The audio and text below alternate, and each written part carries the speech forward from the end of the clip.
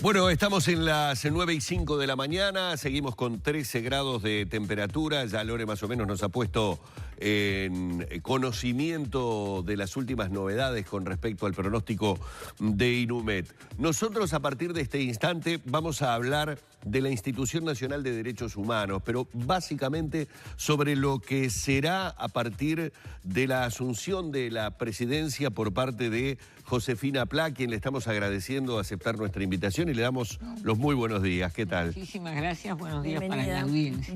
Bueno, lo primero que uno se debería preguntar con respecto a la institución es, la asunción fue hace poquitos días, El lunes ¿no? pasado, El día pasado. 10, el día que tocaba el cambio de la presidencia, porque está previsto por ley que los 5 directores asumimos la presidencia anualmente, hay rotación anual, era el 1 de septiembre, bueno, se corrió al 10 por razones particulares. Bueno, o sea que son muy pocos días, pero me Muy pocos. imagino que obviamente usted por esta rotación, digamos, de anual que se realiza en la institución, bueno, ya tenía su plan, a ver, o su... ¿En dónde poner el énfasis sobre el trabajo a realizar durante este año?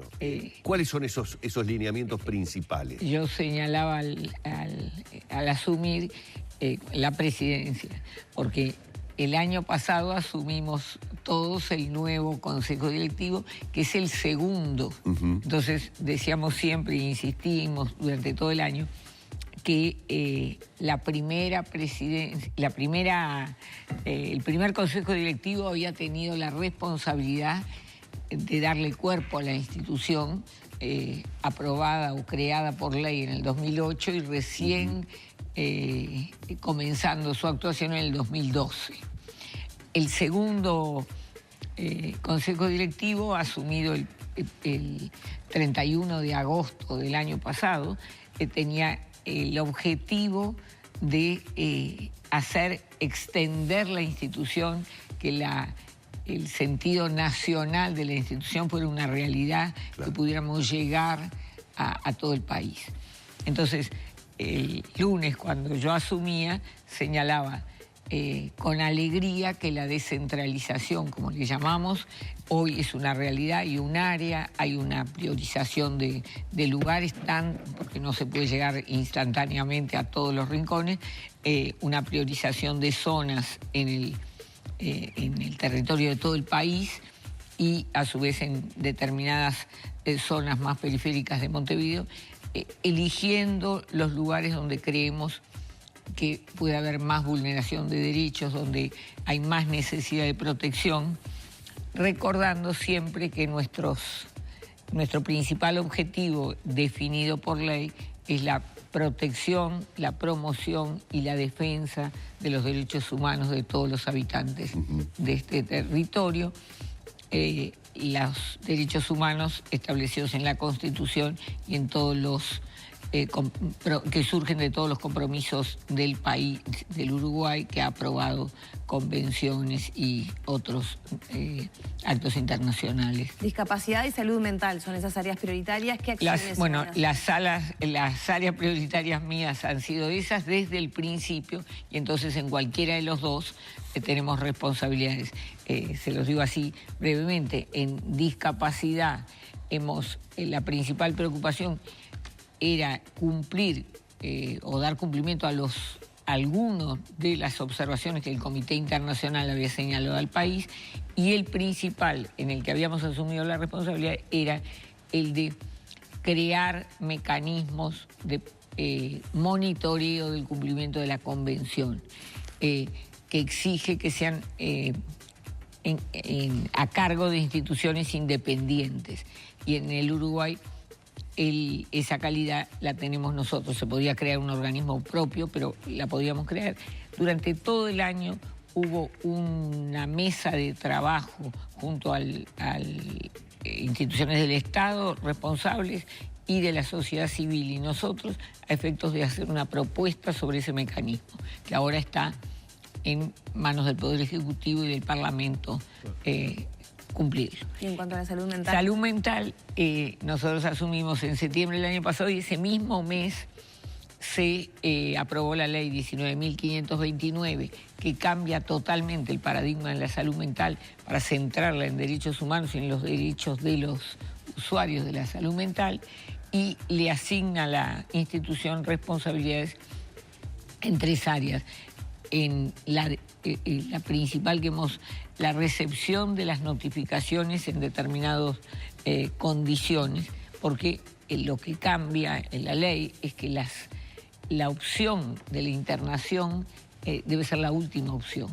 Entonces, cuando la internación la decide el Poder Judicial, o cuando la internación se prolonga más de 45 días, haya iniciado como internación voluntaria o involuntaria, y en el caso de niños, niñas y adolescentes, debemos recibir la notificación. Tanto nosotros como la Comisión Nacional de Contralor, que por primera vez tiene el país, la de Contralor, que dirige 2 delegados, la preside un delegado del Ministerio de Salud Pública, asumió por primera vez el viernes pasado. Yo ya asistí a ese acto con alegría, porque por primera vez cambiaba y hay un organismo rector en esa materia. Pero falta mucho, porque un cambio de paradigma que busca el cierre de las instituciones asilares monovalentes, o sea, los establecimientos donde solo se internan personas por razón de su sufrimiento mental, deben cerrar, y hay un plazo establecido en ley para el 2025. Entonces, la fundamental responsabilidad es que hay que, en estos 5 años, hay que caminar buscando qué es lo que hay que abrir para que puedan cerrar. Esa es responsabilidad del Estado, pero nosotros, que estamos monitoreando el cumplimiento, nos abocamos a acompañar ese proceso.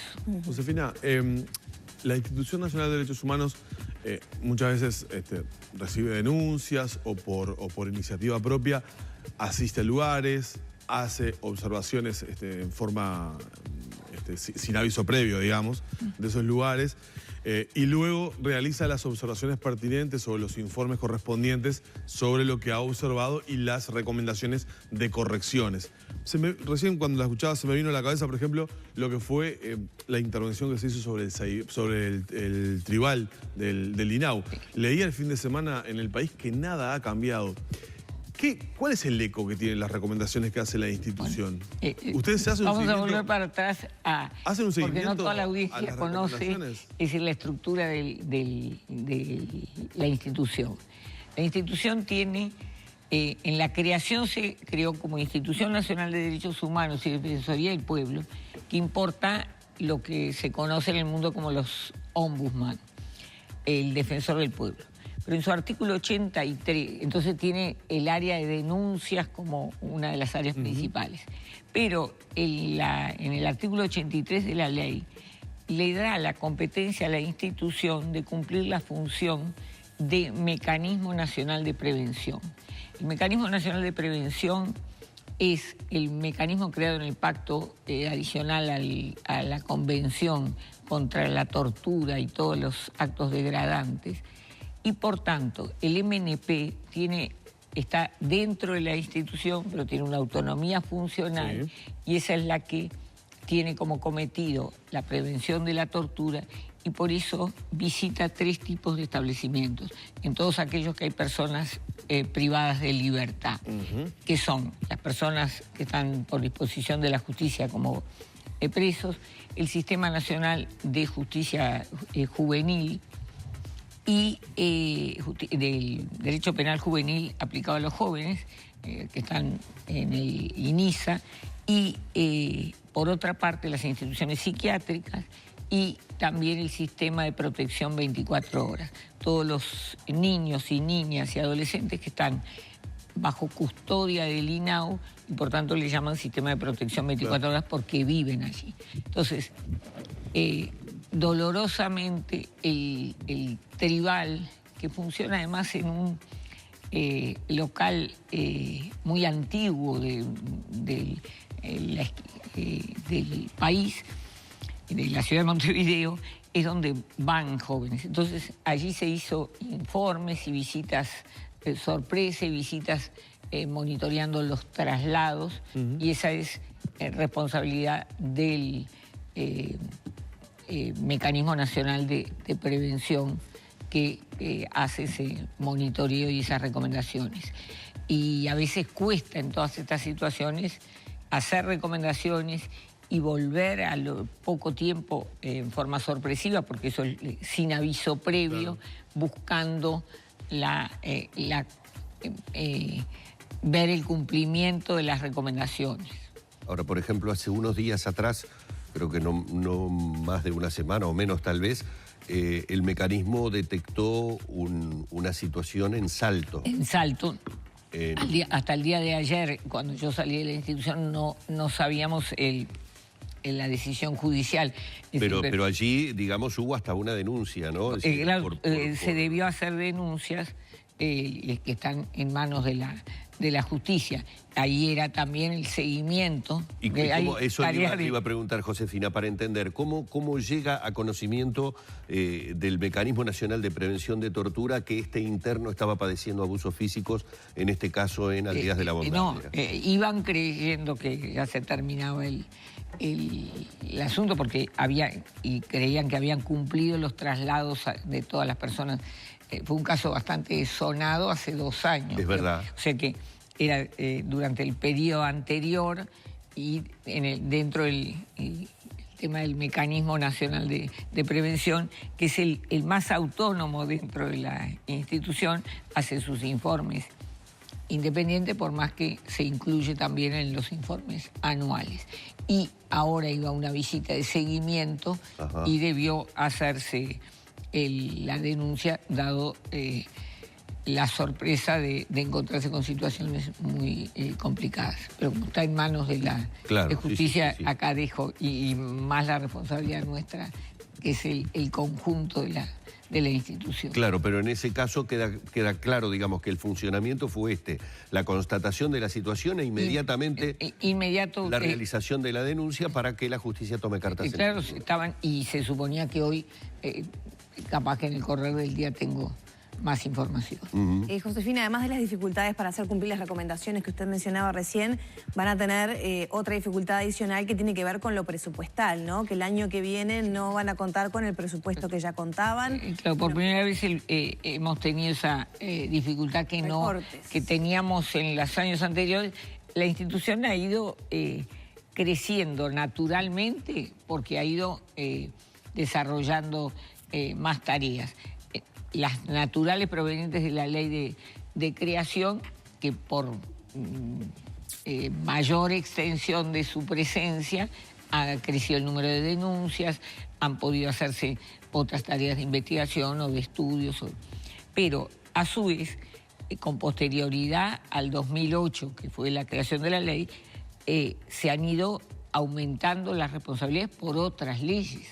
Y lamentablemente esas leyes no han dado automáticamente, o no han previsto allí los recursos tanto financieros como para poder asumir esas tareas. Le estoy hablando de la ley de salud mental, le estoy hablando de la ley de medios, le estoy hablando ahora recientes la ley de sitios de memoria, la ley interpretativa sobre el voto en el exterior. Todas son leyes que han dado responsabilidades a la institución.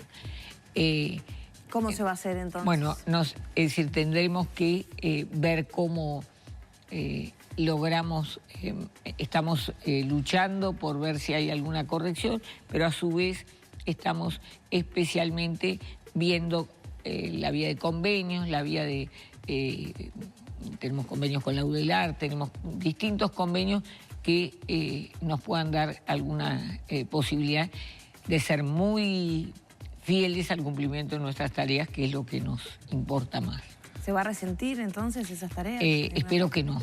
Espero que no, porque hemos mantenido el compromiso de seguir apostando a la extensión de la institución en la presencia en todo el país.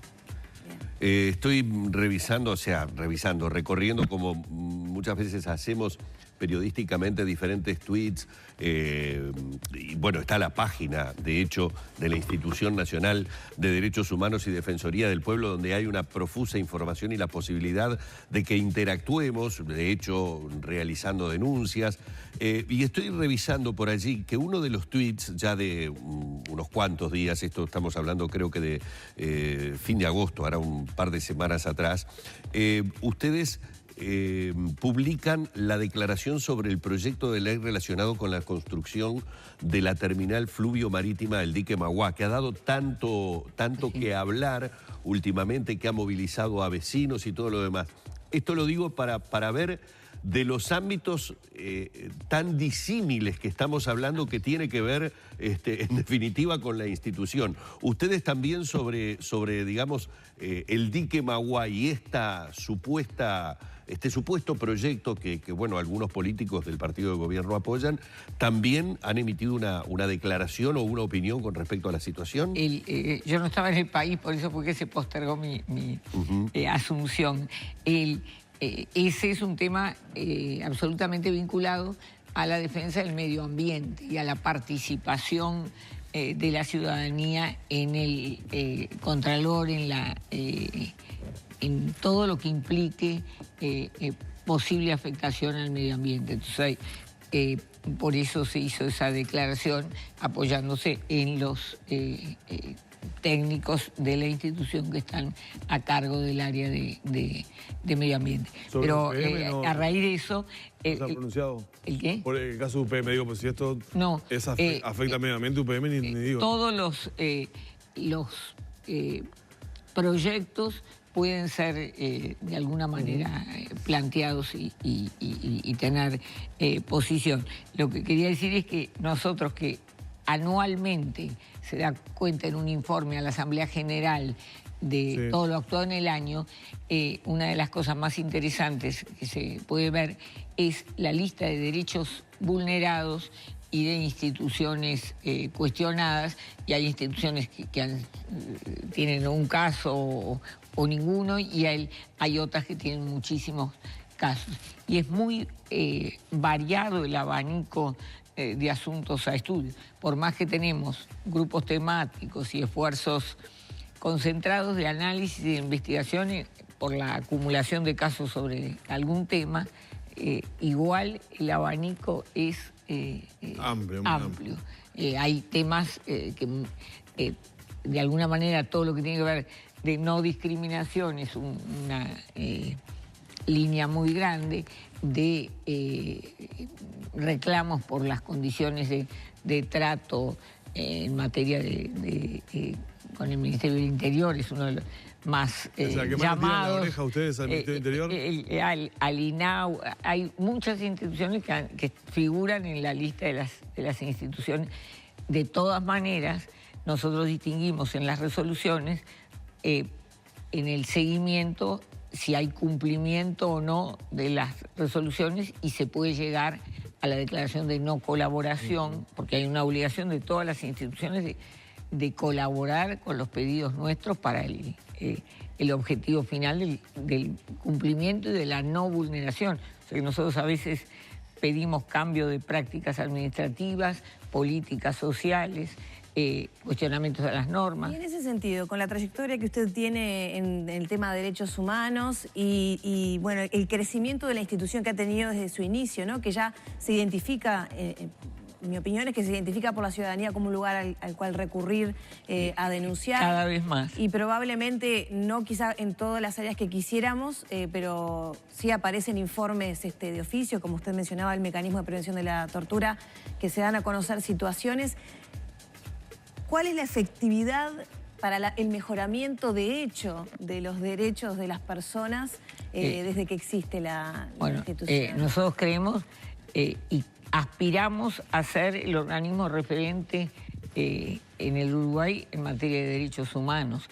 Y para eso trabajamos para la seriedad de nuestras recomendaciones, para el mejor cumplimiento de ese seguimiento, para la mejor tarea de investigación. Cuando llega una denuncia... ¿Pero eso se nota en el ejercicio de los derechos de los ciudadanos? Creemos y celebramos cuando hay lo que decimos una buena práctica, cuando hay una resolución por la vía de haber hecho gestión de buenos oficios y porque se cambia, y hemos visto organismos que han corregido en materia de discriminaciones en llamados a concurso, en el cumplimiento, y eso me toca porque es discapacidad, en el cumplimiento de las cuotas que deben cumplir el Estado al llenar las vacantes,